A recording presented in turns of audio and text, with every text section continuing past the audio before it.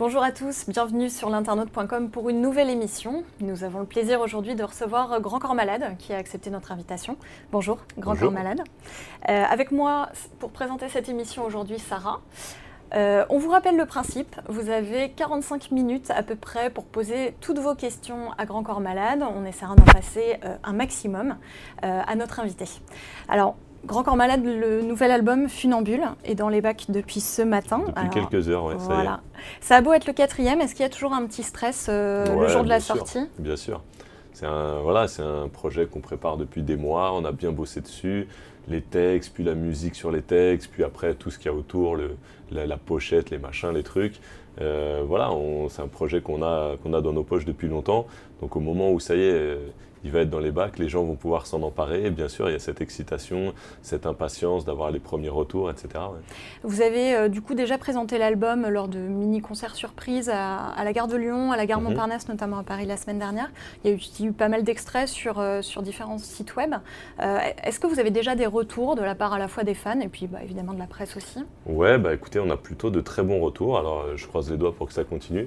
C'est vrai que voilà, on a bien bossé sur cet album. J'ai eu la chance de mettre mes textes en musique par Ibrahim Malouf, donc un grand trompettiste, jazzman, arrangeur, compositeur qui s'est occupé de toute la direction musicale.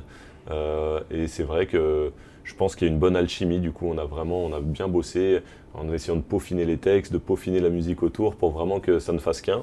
Voilà, pour l'instant, les premières réactions du public ou des médias sont bonnes, donc voilà, pourvu que ça dure. Ok. Alors on va commencer par une question de Fred qui dit j'avais beaucoup aimé ton premier album, les autres un peu moins.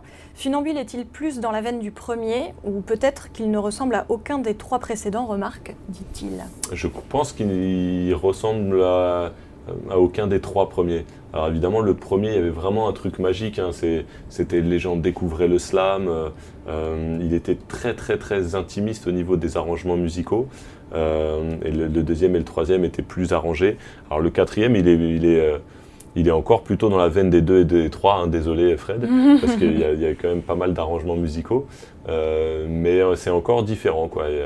On a essayé, grâce à Ibrahim dont je parlais, d'opérer un petit virage musical pour essayer d'évoluer, quoi. Alors un virage musical, est-ce qu'il y a aussi un changement d'atmosphère en fait?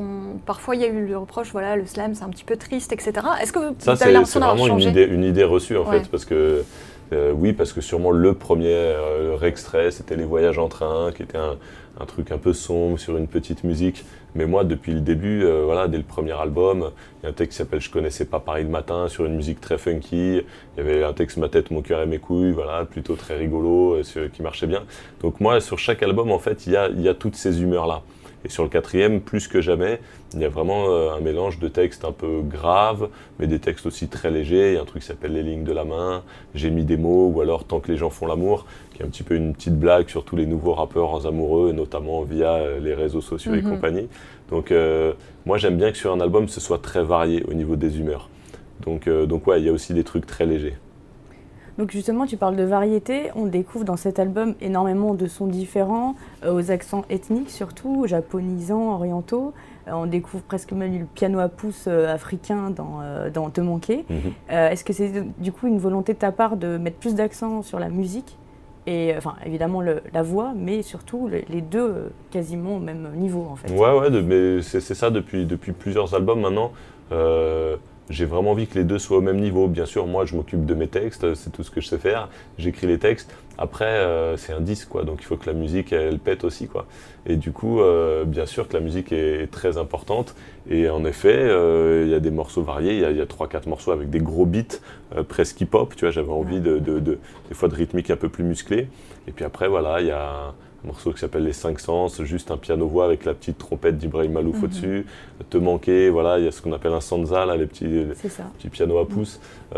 Du coup, ouais, une fois de plus, voilà, il y a des thèmes très variés, des humeurs variées, et musicalement, ça suit un peu tout ça, donc il y a pas mal de variétés aussi. D'accord. Et comment s'est passée la rencontre avec le trompettiste, justement, Ibrahim Malouf? En fait, je l'ai vu, il faisait une création avec Oxmo Puccino, à Saint-Denis, donc vers chez moi. Et du coup, Oxmo avait réécrit, c'était Alice au Pays des Merveilles, donc Oxmo avait réécrit le livret à sa façon. Et Ibrahim Malouf dirigeait un orchestre symphonique. Donc il avait écrit la musique pour chaque musicien et il dirigeait cet orchestre. Et voilà, j'avais été très impressionné par ce qu'il avait fait. Il y avait des moments, une fois de plus, c'était vraiment au service du texte, mais c'était très varié. Il y avait des trucs très orchestraux et puis des fois il y avait du groove. L'orchestre, des fois, il sonnait vraiment presque hip-hop. Et donc je me suis dit, voilà, ce serait cool un jour de bosser avec lui. Donc ça a été ça le déclic. Et justement, dans le deuxième type de l'album intitulé J'ai mis des mots, tu rappes quasiment, beaucoup d'assonances, de jeux de mots. Est-ce qu'un jour, tu te verrais troquer ta voix posée pour un flow beaucoup plus rythmé? Là, une fois de plus, c'est un peu des idées reçues, parce que dès le premier album, il y avait un truc qui s'appelait J'ai oublié, l'autre Je connaissais pas Paris le matin, qui était très rythmé. Alors bien sûr, les gens ont l'impression que ce que je fais, c'est toujours une voix très douce, très posée. Sur l'album, à chaque fois, il y a plein de trucs plus rythmés. C'est vrai que J'ai mis des mots, c'est un des plus rapides que j'ai jamais fait. Et après, du coup, il y en a qui me disent, mais alors du coup, tu rappes? Je sais pas, à la limite, je m'en fous, tu vois. Moi, j'écris mes textes. Je les dis à ma manière, sur un tempo. Alors quand le tempo est lent, c'est lent. Quand le tempo est rapide, c'est rapide. Donc si tu me dis, ah bah là, sur J'ai mis des mots, tu rappes, bah ouais, peut-être. Moi, en tout cas, tout ça, c'est des termes, des étiquettes. Finalement, on s'en moque un peu, quoi. Le côté lent, etc., il n'y a pas aussi la caricature un peu des Guignols qui a finalement donné une image qui n'est pas celle vraiment de l'artiste que tu es, quoi. Ouais, il y a sûrement un peu de ça. C'est vrai que les caricatures, voilà, quand les Guignols ils caricaturent NTM, NTM c'est pas que ça, quoi. Et moi ils m'ont caricaturé, et d'ailleurs ça m'a plutôt fait beaucoup rire, hein, c'était très drôle. Mais c'est vrai qu'à chaque fois qu'il me faisait faire un slam, hop, il lançait un petit piano et puis il y avait ces phrases très douces, voilà, c'est pas que ça, mais je vais pas me plaindre, quoi. Être caricaturé par les Guignols, c'est quand même plutôt une consécration qu'autre chose, quoi. Ouais. Alors, on a une question de Midinette qui dit d'habitude, tu écris avant que les musiciens composent. Est-ce que ça a été le cas également cette fois-ci? Exactement. Ouais, sur tous les morceaux de l'album, j'avais d'abord les textes et je les ai proposés à Ibrahim et à un ou deux autres compositeurs, hein. Il y a aussi Benoît Simon sur l'album et Charlie Nguyen Kim. Donc voilà, c'est pas Ibrahim qui a tout fait, mais il en a fait les trois quarts, et puis il a même réalisé et arrangé musicalement ce qu'il n'a pas composé. Mais en tout cas, oui, c'est vrai que le texte existait avant, et c'est le compositeur qui a joué le jeu de faire du sur-mesure sur les textes. Est-ce que ça arrive qu'on se dise non, là, ce que tu m'as fait, ça ne me va pas du tout, ça ne me correspond pas, et on recommence à zéro? Ah, bien sûr, hein, ça arrivé plein de fois. Même avec Ibrahim, il se trouve qu'il y a beaucoup de choses qui m'ont plu tout de suite. Et puis voilà, sur un texte, il y a une musique que je trouvais qui ne correspondait pas. Donc je lui ai dit non, là ça ne marche pas, donc ouais, on redémarre. Bien sûr, non, c'est important faut que ça me plaise, quoi. Faut pas que je me sente piégé parce que j'ai demandé un truc à un compositeur. Il faut qu'il y ait, après c'est du feeling, hein, il faut qu'il y ait comme une évidence que le texte et la musique ne fassent qu'un. Donc des fois ça marche pas, il faut recommencer. Sur la genèse de l'album, tu dis souvent que le slam trouve vraiment son sens en fait en public, en live, directement avec la réaction du public. Est-ce que du coup la préparation d'un album en studio, dans un cadre du coup beaucoup plus minimaliste, est-ce que c'est une étape compliquée pour toi ou pas? Non, pas du tout. Non, c'est une étape très différente, mais très excitante. Le moment de la création d'un album, c'est vraiment génial, quoi. Tu vois les morceaux se construire petit à petit. Enfin voilà, tu imagines ce que ça peut être, mais tu as encore du travail dessus. Enfin, j'aime beaucoup ça. Donc, et puis, on met vraiment de côté la scène. Quand on est en studio, on est en studio. C'est-à-dire que si on veut mettre un trombone, une flûte traversière, un ensemble de cordes, etc. en studio, on les met. On se dit pas, ouais, mais attends, mais si on fait ça, comment on va faire quand on sera sur scène? C'est pas grave, ça on verra plus tard. On se prive de rien quand on est en studio, on essaie de faire le meilleur morceau possible. Après, pour la scène, on verra, quoi. Alors, une question de Gilda qui dit « J'ai lu que le funambule du titre de l'album, c'était toi. Pourquoi est-ce que tu te définis comme un funambule ?» Bah oui, il y a un morceau qui s'appelle Funambule, qui a donné son titre à l'album. C'est un peu un morceau sur la recherche d'équilibre. Alors, il y a plein de sortes d'équilibre, quoi. L'équilibre entre l'ordre et le désordre, le chaud et le froid. Et puis aussi un petit peu l'équilibre entre une vie un peu showbiz, un peu paillette, et puis la vraie vie à côté. Je dis entre bitume et tapis rouge, entre l'Olympia et les MJC. Bon voilà, c'est un peu ça. Et du coup, moi je me sens funambule par rapport à ce truc-là, mais je pense qu'on l'est tous un petit peu. C'est-à-dire que dans la vie, on est toujours plus ou moins à la recherche d'un équilibre, quel qu'il soit. Et du coup, après, voilà, il y avait ce petit clin d'œil supplémentaire, en fait, qu'un funambule avec une béquille, c'est assez original, quoi. Il y a beaucoup de textes aussi dans cet album qui dessinent un peu en creux aussi votre vie personnelle. Il y a au théâtre, le manège qui évoque l'enfance. Il y a les lignes de la main où là, vous parlez en creux encore une fois, mais de la personne avec qui vous vivez. Il y a aussi dans Te manquer une histoire qui peut-être se serait mal terminée. Est-ce que c'était une envie d'aller aussi peut-être un peu dans un côté un peu plus intimiste sur cet album? Non, pas forcément. Je pense que c'est sûrement le moins personnel de tous. Le premier était très personnel. Il y avait vraiment je sais pas, sur les 16 textes, il devait y en avoir 12 ou 13 qui étaient vraiment autobiographiques. Celui-là, il l'est un peu moins. Alors bien sûr qu'il y a encore beaucoup de choses. Le manège, évidemment, que je parle à mon fils et je l'amène au manège. Et après, bon, c'est plutôt une métaphore sur le temps qui passe, parce que ce manège qui tourne, à chaque fois qu'il tourne, mon fils, il a un peu grandi, quoi. Et du coup, c'est un peu là-dessus. Te manquer, non, c'est pas autobiographique. C'est un texte assez universel. Ouais, ça pourrait l'être, hein, des ruptures, voilà, j'en ai connu. On a tous connu des ruptures, et donc il y a ce petit truc-là où, même quand la rupture, elle se passe bien, ok, on se quitte bons amis, mais quand même, j'aimerais bien que tu sois un peu en galère quand tu penses à moi. Donc c'est un peu voilà, la rupture un peu universelle. Après, voilà, je trouve qu'il y a un peu moins de textes autobiographiques, il y a des textes un petit peu plus ouverts sur d'autres thèmes, et puis aussi un peu sur le monde qui nous entoure, quoi. On va y revenir après aussi, notamment au thème de la prison, etc., qui sont quand même des thèmes forts dans cet album. On a une question de Guillaume qui dit « Comment fais-tu pour encore nous surprendre? À chaque fois que j'écoute tes disques, toutes mes idées dansent. » Et puis il y a Chloé aussi dans la même veine qui dit « J'aimerais demander à Fabien comment fait-il pour trouver de nouveaux thèmes et pour ne pas se répéter dans ses textes ?»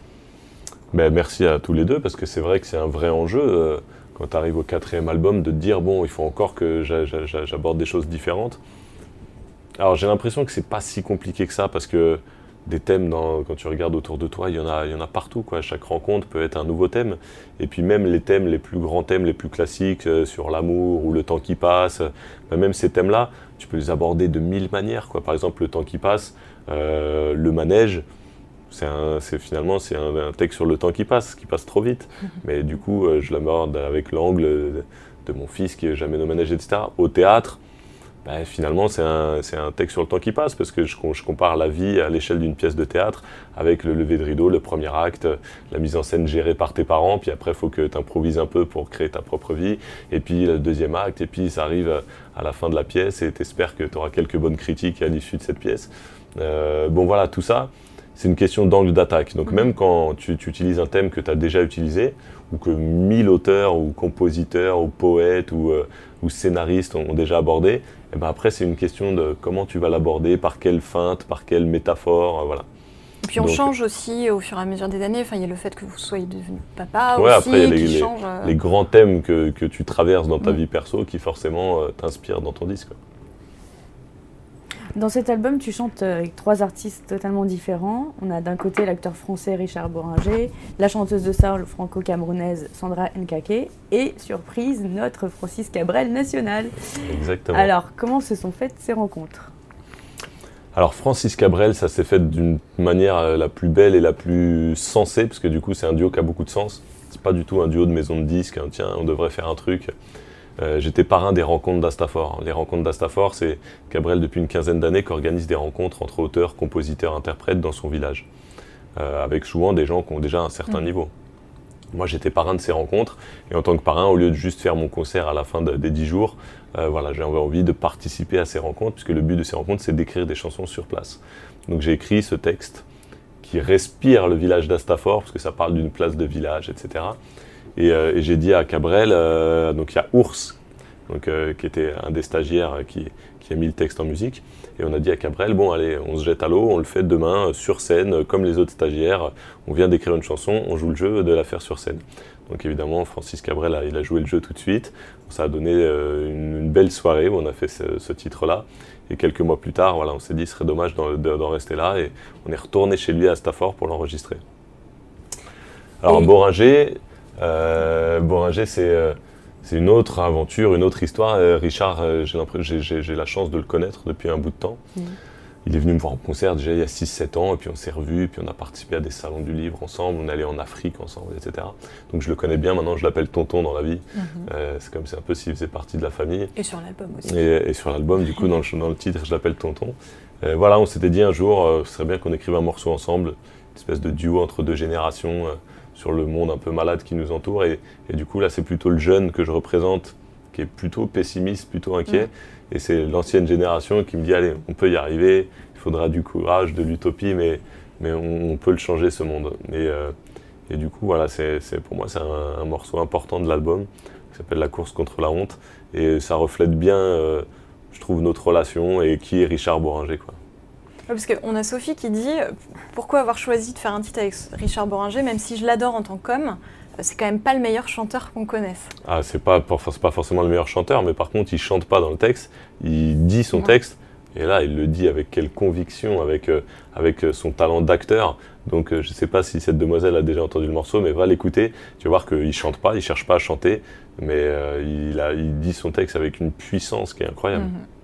Et avec Sandra, ça s'est passé Alors comment? Sandra, je la connaissais pas directement. Là, c'est Ibrahim Malouf qui nous a présenté. J'avais dans les tuyaux ce texte sur cette rupture, et j'avais décidé que ce soit un texte franco-anglo-saxon, quoi, avec des couplets en français, en anglais, un refrain en anglais.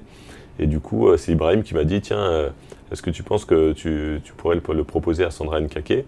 Je connaissais pas très bien, donc je me suis un peu plus renseigné. Je suis allé écouter ce qu'elle faisait. Et voilà, j'ai kiffé cette voix incroyable qu'elle a. Elle a une voix vraiment magnifique. Une voix folle et qui donne vraiment une puissance au morceau voilà, quand elle intervient. Et elle, pour le coup, elle chante et elle chante divinement bien. Et du coup, voilà, on lui a proposé le duo et elle a accepté. Alors du coup, tu as chanté avec des grands de la chanson française, Charles Aznavour avant, précédemment. Donc Francis Cabrel. Et avec qui d'autre tu te verrais faire un duo? Je sais pas, j'ai pas de grands rêves comme ça. Souvent, c'est vraiment des rencontres humaines. Du coup, à chaque fois, ça donne des duos qui, pour moi, ont du sens, quoi. Ils sont cohérents. C'est pas, je te dis, c'est pas deux maisons de disques qui s'appellent en disant, tiens, on pourrait faire un coup médiatique avec ces deux personnes-là. Ah, tu préfères avoir une affinité d'abord? Ouais, voilà, je préfère. Souvent, faut que le morceau paraisse presque évident, qu'il naisse lors d'une discussion, quoi, tu vois. D'accord. Donc, du coup, j'ai pas encore de nom en tête, mais en tout cas, oui, j'espère qu'il y en aura d'autres. J'adore. C'est une des chances de ce métier-là, de pouvoir rencontrer des artistes qui d'ailleurs font des choses assez loin de toi.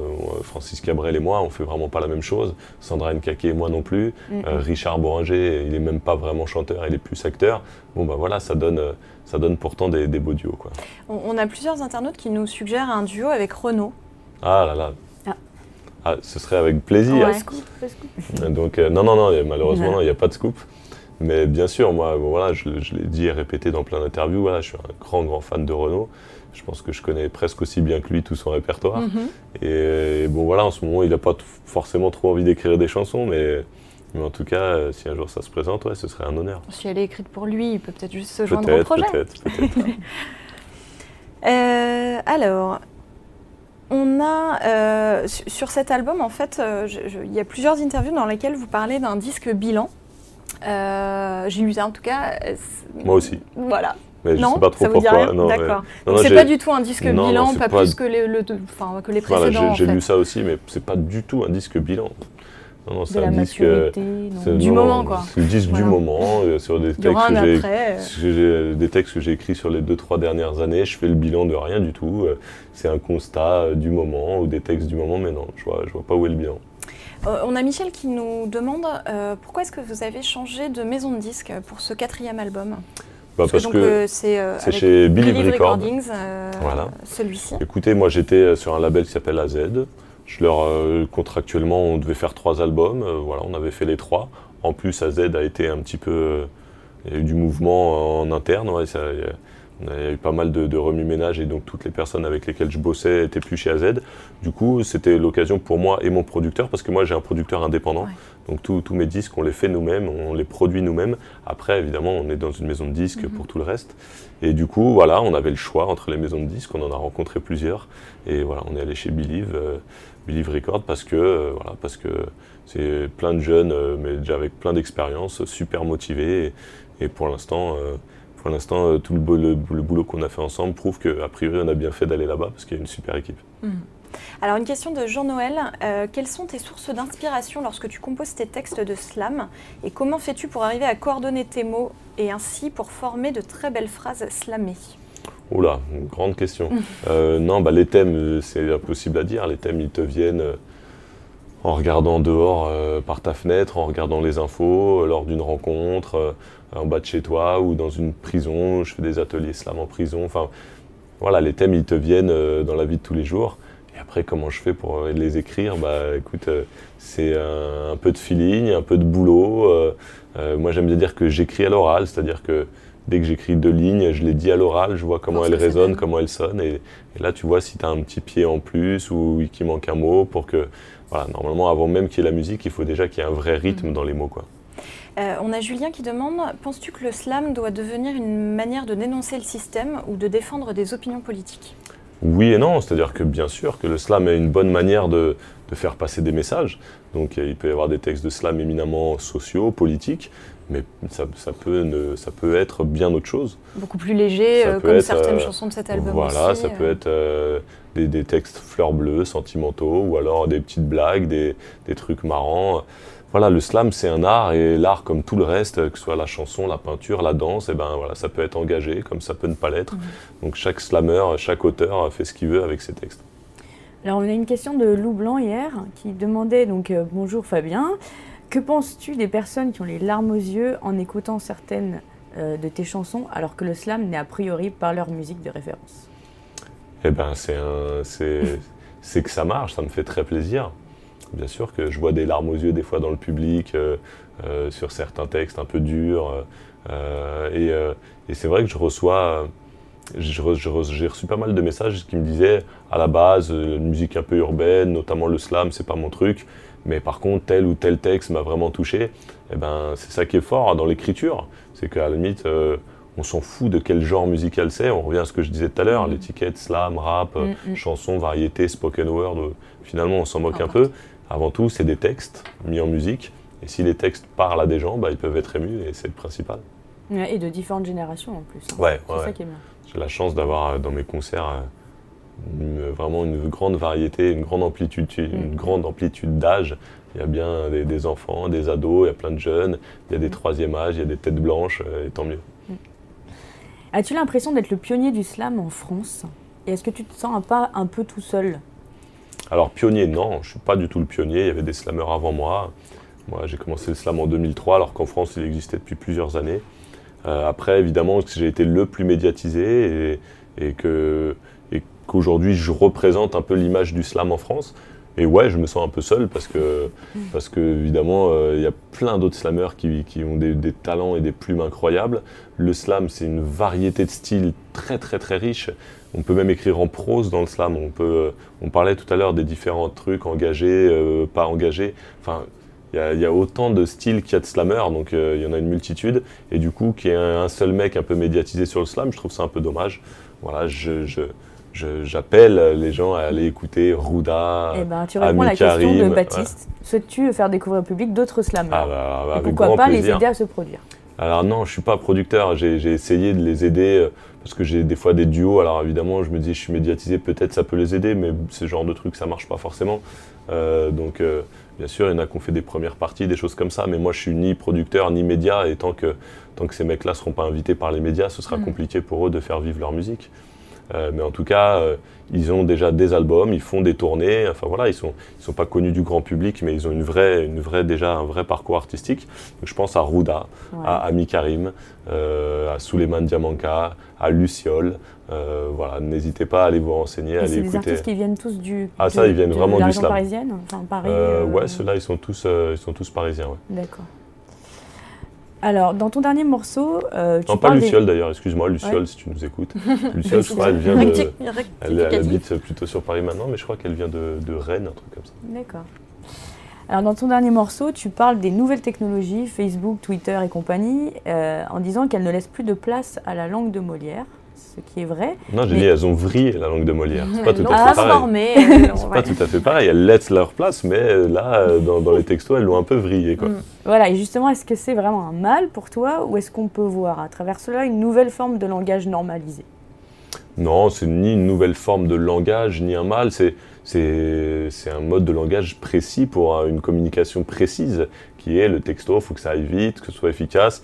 Alors, ça me fait pas peur. Enfin, voilà, j'espère que par ailleurs, ils sont encore des gens qui écrivent TKT, LOL, MDR. J'espère que par ailleurs, ils sont encore capables d'écrire autre chose.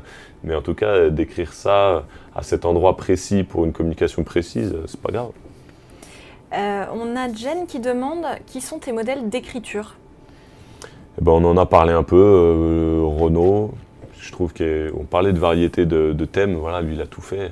Des textes très drôles, des textes très engagés, des textes d'amour très beaux. Enfin, il a une œuvre très complète avec une poésie dans laquelle je me retrouve, qui est une poésie où tu as le droit d'utiliser le mot trottoir ou merguez frites dans ton poème, quoi, parce que c'est une poésie moderne avec des mots de tous les jours, mais ça peut quand même être très très beau et très poétique.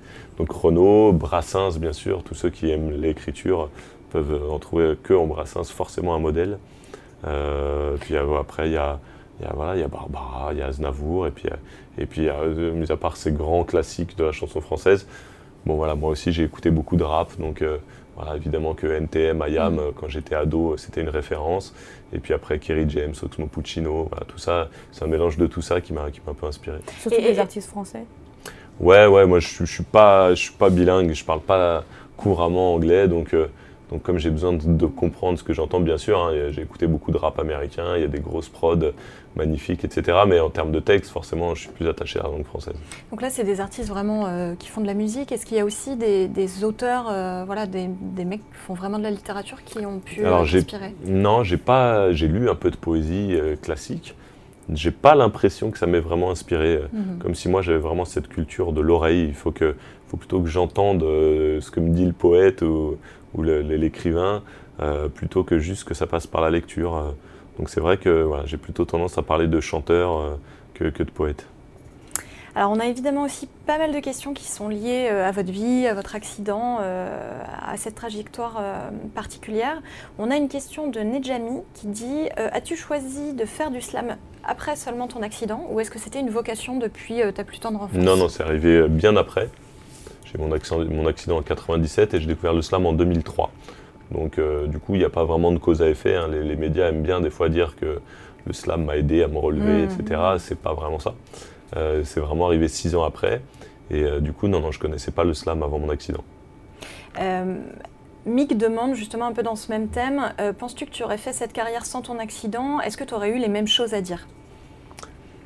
Alors déjà, non, j'aurais pas eu les mêmes choses à dire, parce qu'évidemment, j'ai eu un parcours un peu compliqué, avec des moments très durs, et que ça, forcément, ça se retrouve dans certains textes. Et puis, en plus, moi, j'étais très sportif. Donc du coup, si j'avais pas d'accident, j'aurais continué, c'est sûr, à faire beaucoup de sport. Et donc même si j'avais découvert le slam à côté du sport, est-ce que j'y aurais mis la même énergie? Ouais, c'est pas sûr. Donc bien sûr que la cause à effet n'est pas directe, mais sans cet accident, ouais, peut-être que j'aurais pas eu ce parcours-là quand même, c'est sûr. Ouais, ça serait pas ton métier, en tout cas, aujourd'hui, de faire du slam. Pas forcément. Pas forcément, c'est difficile, on peut pas refaire l'histoire, mais pas forcément. Oui. Il y a la chanson aussi au théâtre, donc on en parlait tout à l'heure, il y a toute une mise en scène justement de la vie en plusieurs actes, etc. Est-ce qu'il y a un acte du coup que vous avez préféré, enfin que tu as préféré dans ta vie? Est-ce qu'il y a une scène qui a été la plus belle ou à l'inverse la plus dramatique? Est-ce que tu vois ta vie déjà comme du théâtre? Je m'étais pas posé la question, mais l'acte 1 était bien, hein, même si la fin de l'acte 1, il y a eu des moments compliqués. Voilà, moi je suis un grand nostalgique, je suis assez nostalgique, donc je suis nostalgique, peut-être pas de l'enfance, parce que voilà, même si c'était très bien, mais voilà, de l'adolescence, des premières insouciances, des premières vacances entre potes, voilà, donc oui, ça c'était, l'acte 1 était un acte sympa. Après l'acte 2, si tu prends l'acte 2 en termes de jeunes parents, voilà, il y a des belles émotions aussi. Et forcément, les naissances de tes enfants, c'est des moments incroyables, c'est la plus belle aventure. Donc non, dans chaque acte, il y a déjà pas mal de scènes à prendre. Ouais.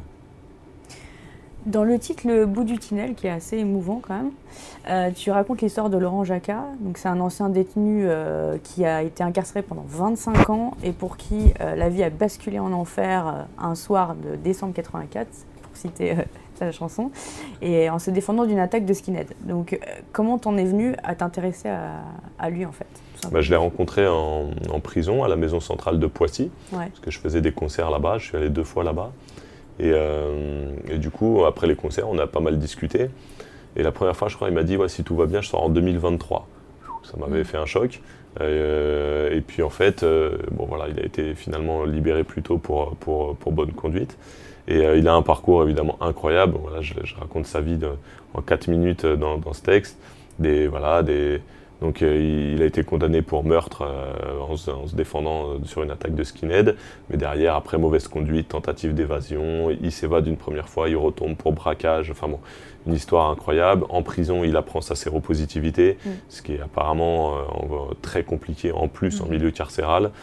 Donc voilà, tout ça réuni fait une vie très très compliquée. Et puis en 2000, il se met à l'écriture et il le dit lui-même, il arrête d'utiliser ses poings et il utilise des stylos et ça change sa vie. Il tient en ligne le premier blog d'un prisonnier. Il arrive à faire sortir des chroniques de Tollard. Toutes les prisons de France se sont prises la tête en disant mais comment il arrive à faire sortir, mais personne n'a jamais su. Et puis donc il fait son premier livre et du coup il sort en 2010 et donc du coup je l'ai retrouvé quand il est sorti. Du coup maintenant on est assez potes et du coup là il m'a raconté l'étendue de son incroyable histoire et voilà, ça m'a donné envie d'en faire un morceau. Il intervient lui d'ailleurs sur ce morceau. Voilà. Parce que... Il intervient sur une petite phrase qui est de lui, qui est avant je m'évadais au pistolet, aujourd'hui je m'évade à l'épistolaire. C'est ça. Et c'est une phrase de lui et je la trouvais tellement belle que j'avais envie de le mettre dans le morceau, mais je pouvais pas lui piquer donc il fallait que ce soit sa voix qu'on entende sur cette phrase-là. Et justement, est-ce qu'on peut faire un parallèle entre vos deux vies ? Il y a eu l'accident pour vous deux, il y a eu le passage en prison pour lui, le passage à l'hôpital pour toi, et puis à la fin, finalement, la renaissance grâce à l'écriture. Ouais, on peut trouver des parallèles. Quand tu es en milieu hospitalier, souvent ça revient un peu ce parallèle avec la prison, parce que c'est une autre forme de privation de liberté, mais ouais, t'es soumis à des horaires, t'es toi-même bloqué, prisonnier un peu de ton corps ou dans un fauteuil roulant, pendant que tout le monde va en vacances, prend l'avion, fait des trucs, toi t'es bloqué à l'hôpital. Il y a ce truc de manque de liberté qui est un peu un lien avec la prison. Après moi, l'hôpital, je l'ai fait 1 an. Laurent Jacquet en a fait 25. Oui. Donc du coup, voilà, le parallèle, je pense quand même qu'il s'arrête là. Mais bon, on peut trouver des pistes. Il y a cet album et cette chanson qui sortent justement au moment où on parle d'une réforme du système pénal, du système carcéral, etc. Christiane Taubira, la ministre de la Justice, réfléchit justement à imaginer des aménagements de peine, des solutions alternatives en fait à l'incarcération.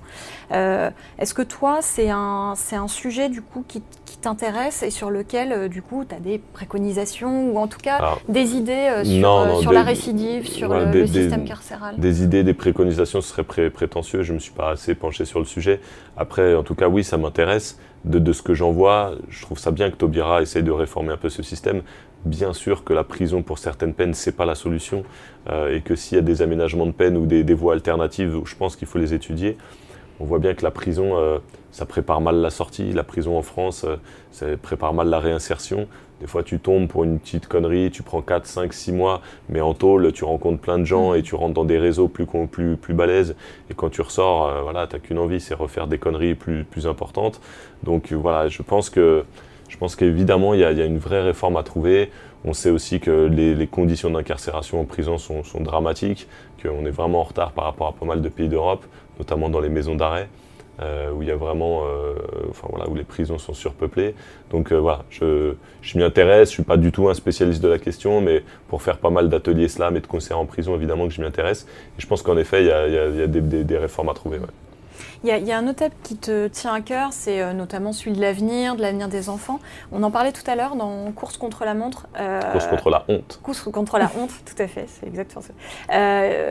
Toi, tu dresses un constat un peu pessimiste, tu parles d'un monde de banquiers, d'un système où il n'y a pas de place pour tout le monde.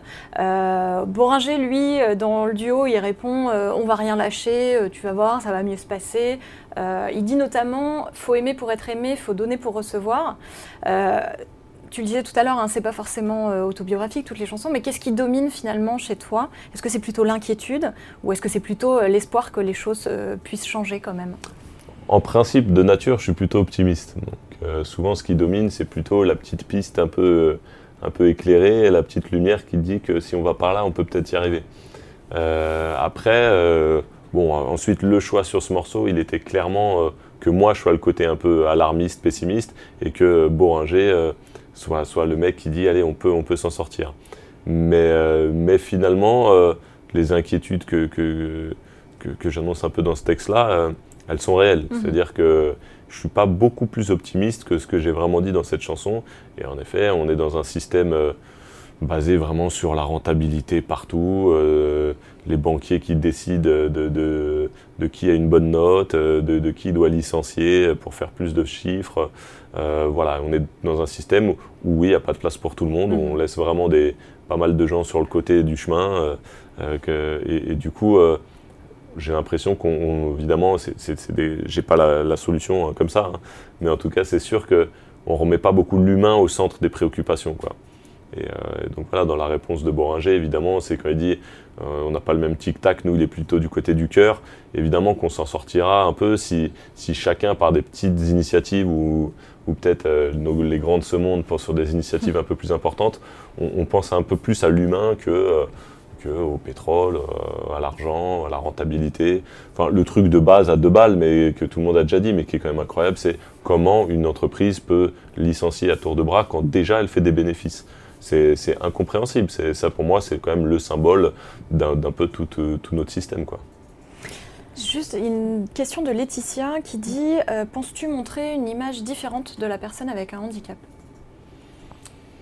Je sais pas. Alors, en tout cas, on voit pas beaucoup de personnes handicapées médiatisées dans les médias. Donc, évidemment, moi, j'ai reçu beaucoup de témoignages de personnes handicapées qui disaient que voilà, ça faisait du bien de voir des gens qui en parlaient ouvertement. J'avais un texte sur le premier album qui s'appelait Sixième Sens, où je parlais de ce sixième sens des personnes handicapées qui sont l'envie de vivre à tout prix, malgré les difficultés. Donc, moi, je cherche pas à montrer une autre image. Maintenant, évidemment que c'est un thème que je suis amené à aborder et je pense que ça fait du bien à plein de gens qui peuvent pas, eux, en parler à haute voix devant des médias, quoi. Là, c'est le cas, hein. On a vraiment beaucoup de messages d'internautes qui nous disent que voilà, le fait que que toi tu en parles, ça les a vraiment, eux, aidés dans leur vie quotidienne à surmonter le handicap ou même sans parler de handicap, de situations un peu difficiles. Alors maintenant, on va parler des concerts. On a tu as une date de Calais au Grand Rex, donc c'est pour mars 2014. Ouais, le 7 mars au Grand Rex. Et alors, des internautes nous posent la question si tu vas pouvoir jouer. Tu vas faire une tournée en Tunisie, d'une part. Est-ce que tu vas slammer à Amiens ? En tout cas, tu es le bienvenu, dit Zena. Et à quand est prévue la tournée ? Est-ce qu'il y aura des dates pour Béziers ou Montpellier ? En gros, là, on a tout le monde qui dit quand est-ce que tu viens près de chez moi ? Quand est-ce qu'est prévue la tournée ? La tournée démarre en janvier. Du coup, on va faire une très longue tournée, presque 1 an et demi, 2 ans. Donc on va passer un petit peu partout. Le but, c'est vraiment d'oublier personne, de passer un peu dans chaque région. Donc je ne sais pas encore quelle date sera Béziers, Amiens ou les autres, mais en tout cas, on sera forcément à un moment pas trop loin de chez vous. En Tunisie, il y a des bonnes chances qu'on passe, parce qu'on a joué à Sousse et à Tunis déjà sur la tournée précédente, et on a eu un accueil incroyable, donc j'ai très envie de retourner en Tunisie. Donc voilà, d'ici 2-3 semaines, il y aura toutes les premières dates sur mon site internet, grandcorpsmalade.com, où il y aura déjà toutes les dates janvier, février, mars, avril, qui, à mon avis, d'ici une dizaine de jours, qui seront sur le site. Et donc, le premier passage à Paris, c'est le 7 mars au Grand Rex, mais il y aura aussi des dates en banlieue proche, et puis il y aura d'autres dates à Paris par la suite. Dans ton titre, le Funambule, tu dis que tu as ta place à l'Olympia, mais aussi dans les MJC. Est-ce que ça signifie que tu vas continuer à fréquenter quand même les petites salles et continuer aussi tes ateliers d'écriture Exactement. J'ai besoin de ces ateliers d'écriture, j'en parle un peu dans le titre Funambule, justement sur cette recherche d'équilibre. J'ai besoin de ces ateliers, on parlait des prisons, j'en fais dans des maisons de retraite, dans des écoles, parce que déjà j'aime bien partager mon goût pour les mots et mon goût pour le slam, mais en plus parce que c'est plein de rencontres qui me nourrissent, qui sont très enrichissantes. Donc les ateliers, il y en aura toujours. Et puis justement, une tournée, on dit qu'elle est très longue. Ouais, on passe dans des très belles salles. On a fait plein de fois l'Olympia, le Palais des Congrès, plein de belles salles prestigieuses. Mais on aime bien aussi aller dans des petites salles, donc dans des petites salles un peu plus roots en province, ou alors dans des centres culturels en banlieue, on le fait beaucoup. C'est important pour nous d'aller voir un peu tout le monde, d'être accessible pour tous les publics, quoi. Alors juste en profite pour reparler du 7 mars. Là, c'est dans une très belle salle, le Grand Rex, très précieux. Mais ça va être une belle soirée. Il y a beaucoup d'invités de l'album qui seront présents. Ce sera un peu la grosse date parisienne. Tous ceux notamment avec qui tu fais des duos ? Ouais, a priori, ils seront tous là. Est-ce qu'il y aura aussi du coup beaucoup d'instruments, donc forcément Ibrahim Malouf avec sa trompette et puis toute une équipe en fait, tout un orchestre. De toute façon, non, il n'y aura pas tout un orchestre. Moi, je serai avec mes 3-4 musiciens avec qui on fait toute la tournée. Mais oui, on parlait d'invités. Voilà, si Ibrahim est dans le coin, il viendra avec sa trompette, ouais, c'est sûr. On a une question d'Olivier qui dit « Vas-tu jouer dans les centres de rééducation ?» Une autre de FX qui dit « Est-ce que tu continues aussi à jouer en prison ?» Alors oui, les prisons, on continue. On a plein de trucs de prévus. Dans les centres de rééducation, non, j'ai fait des rencontres dans les centres de rééducation. Des fois, je ne sais pas si on peut appeler ça des concerts. Voilà, je suis venu faire quelques textes. Après, voilà, dans les centres de rééducation, il n'y a pas toujours le matos pour faire le vrai concert, quoi. Une question de Justine. Quel est le dernier concert où vous êtes allé en tant que spectateur? Parce que c'est vrai aussi, finalement. Bonne question. Je suis allé voir Eminem. Donc là, on n'était pas vraiment dans l'intimiste. Je suis allé voir Eminem au Stade de France. Là, il est passé le mois dernier. Et il a fait le spectacle. Des fois, les Américains, quand ils viennent pour les Français, ils font le minimum syndical. Mais là, il a fait le show, il a fait tous ses gros titres. C'était un beau concert. Alors là, on va parler plutôt cinéma.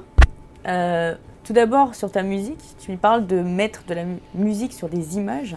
Et clairement, dans les lignes de la main, on entrevoit cet aspect cinématographique. On pense aussi, quand on écoute au théâtre, moi j'ai pensé à la musique de Yann Tiersen dans Amélie Poulain.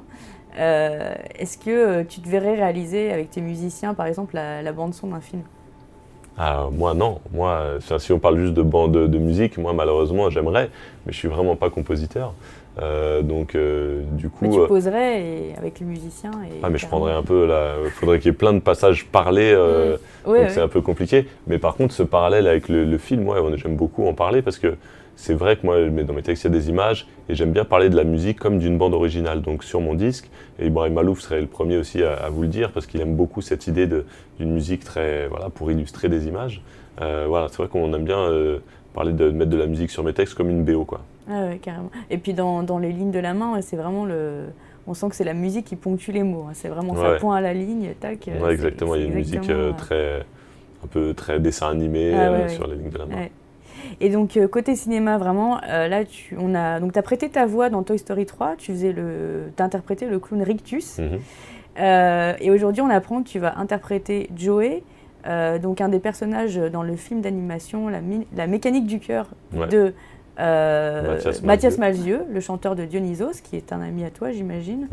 Et est-ce que tu t'envisages de passer devant la caméra un jour, réellement? Alors, donc c'est le méchant Joe. Je suis le méchant Joe dans La mécanique du cœur. Du coup, La mécanique du cœur, ça a toute une histoire. D'abord, c'est un livre de Mathias Malzieu. Il en a fait un disque. Vous parlez de bande originale, c'est un peu la bande originale du livre, avec plein d'invités. Il y avait Bachoum, qui n'est plus là malheureusement. Il y a Jean Rochefort, Émilie Loiseau, Olivia Ruiz, j'en passe. Et je faisais partie de ce casting. Moi, donc, j'étais le concurrent de Mathias Malzieu, le concurrent amoureux, l'adversaire, donc le Joe. Et du coup, il en a fait un dessin animé. Donc évidemment, chaque personnage du disque continue à donner sa voix au personnage du dessin. Tous, en fait, tous les guests, ils sont... Exactement. Donc c'était une belle expérience. Après, de là à passer devant et faire l'acteur, pourquoi pas, si ça s'y prête, si je suis bien dirigé, parce que je ne me prétends pas acteur, en tout cas pas pour l'instant. Mais voilà, toutes les expériences sont bonnes à prendre. On attaque les 5 dernières minutes du coup de cette émission. On va essayer de poser encore 2 ou 3 questions à Grand Corps Malade avant de rendre l'antenne. Une question. Donc, en fait, vous avez eu un super succès de librairie aussi avec ce bouquin, Patient, aux éditions Don Quichotte. Est-ce que cette expérience littéraire, c'était quelque chose qui t'a plu? Et est-ce qu'on peut envisager un autre roman, autobiographique ou pas, écrit par Grand Corps Malade? Je sais pas, c'est vrai qu'à la base, ce livre, c'était vraiment pas genre le premier d'une longue série. Je m'étais pas dit, bon, maintenant je vais me mettre à écrire des livres. J'avais juste envie de raconter cette histoire à ce moment-là. Maintenant, c'est vrai que l'exercice m'a plu, d'écrire en prose sur plusieurs mois, comme ça. Donc, c'est pas du tout d'actualité, mais après, qui sait, si un jour j'ai autre chose à raconter sur un format plutôt long format, peut-être qu'il y aura un autre livre, on verra. Alors cinéma pourquoi pas, littérature pourquoi pas. On a une question aussi de Soleil qui dit on vous voit plus à la télé, j'aimerais bien vous voir. Est-ce qu'à la limite, une scène de slam, un peu à la Jamel Comedy Club, qui lui a lancé des humoristes sur cette façon-là, est-ce que c'est un projet qui pourrait t'intéresser? On a essayé, en fait. On a essayé avec des potes slammers il y a longtemps déjà. Avec Jackie Ido qui est un slammer réalisateur, qui avait réalisé magnifiquement. On était dans un chapiteau, il y avait un peu toute la crème du slam qui était venue. Et c'était une super belle émission. On avait monté un pilote et on s'est fait jeter à peu près par toutes les chaînes parce que du coup le slam, je sais pas, c'est pas assez rapide quoi. En télé, il faut que ça aille vite, il faut qu'au bout de 15 secondes, il y ait des rires, il faut qu'il y ait la pub, il faut qu'il y ait... Et là, il fallait prendre un peu le temps d'écouter les textes, même s'il y avait des textes très forts, très drôles. Donc du coup, je pense que le slam, sa place, en tout cas en ce qui concerne les scènes slam, c'est-à-dire a cappella devant un public, je pense que voilà, ça a plus sa place dans des bars, dans des théâtres. Et voilà, je pense que ça vivra mieux à cet endroit-là. C'est peut-être pas fait pour la télé, quoi. Ok. Tu prends aussi position du coup sur pas mal de sujets de société, on l'a vu notamment avec la prison, etc. Est-ce que Fabien Marceau engagé en politique, est-ce que c'est envisageable ou pas du tout? Non, en tout cas pas pour l'instant.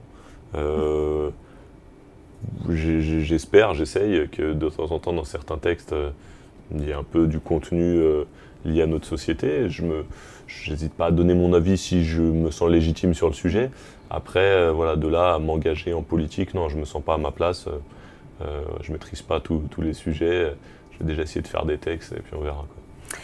Merci, cette émission est donc terminée. On remercie tous les internautes qui ont posé leurs questions, beaucoup trop de questions et du coup on n'a pas réussi à tout faire tenir évidemment en 45 minutes. Je vous rappelle que Funambule, l'album de Grand Corps Malade, est disponible depuis ce matin dans les bacs. On rappelle aussi qu'il y a ce livre, Patient, aux éditions Don Quichotte. Je vous remercie. Merci Grand Corps Malade d'avoir répondu à toutes nos questions. On vous souhaite plein de bonnes choses avec cet album et puis aussi avec la tournée qui aura lieu derrière. Quant à vous, restez connectés. On se retrouve bientôt sur internaute.com pour une autre émission.